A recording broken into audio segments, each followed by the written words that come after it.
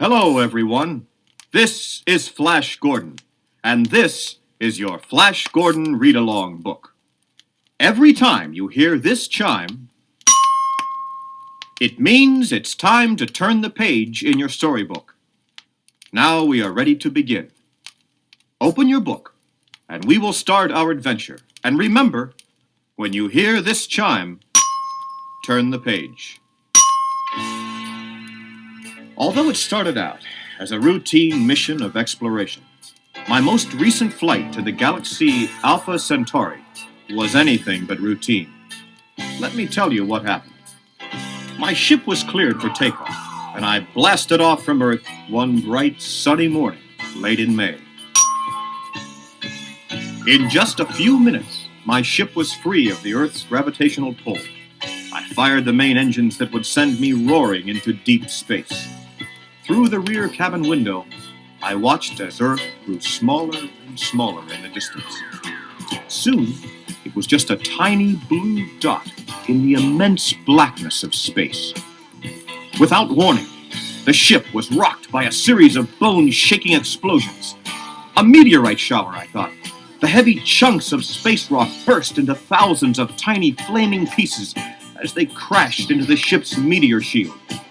Without the shield, the meteorites would have cracked the ship into bits. The remainder of the long flight was uneventful, weeks of endless, uninterrupted darkness. I read and studied my charts to fight boredom, one of any space traveler's greatest enemies. In the weightlessness of space, exercise was fun and easy. I floated around the ship's cabin with ease. The computer radar alarm sounded, indicating I was approaching my destination. There, off the starboard side of the ship, loomed the object of this trip's explorations, the gigantic planet Titan. Although it had been discovered several years ago, no one from Earth had ever set foot on the huge cloud-covered world. I would be the first known explorer to see this strange planet. I fired the retro rockets and my ship roared down into the thick green clouds that swirled about the mysterious world.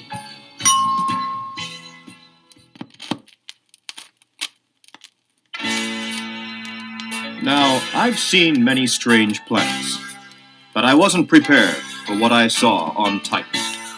As my ship orbited the dark planet, I saw huge cities and industrial centers, but my sensors showed no sign of life.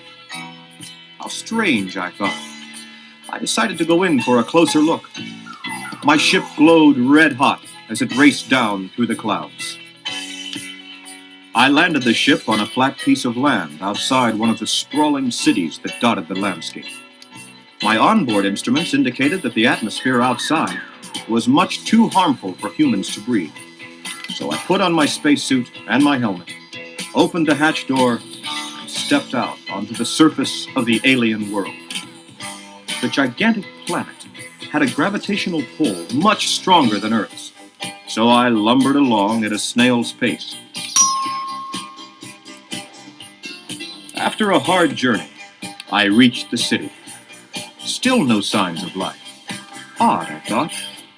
Someone must have built these cities and factories. Someone or something. I examined the buildings for clues. Low doorways and windows. Whatever built these structures was short, under 4 feet, typical of evolutionary processes on a heavy gravitational world. I was well within the city now.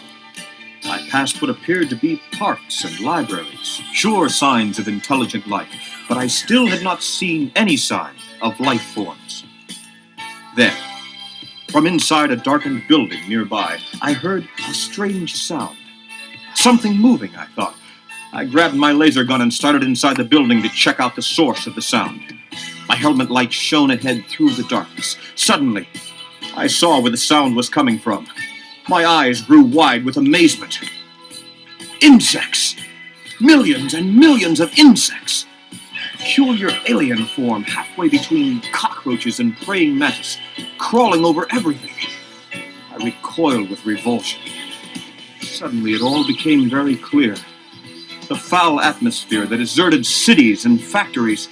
It was a textbook case of a burnt-out industrial culture.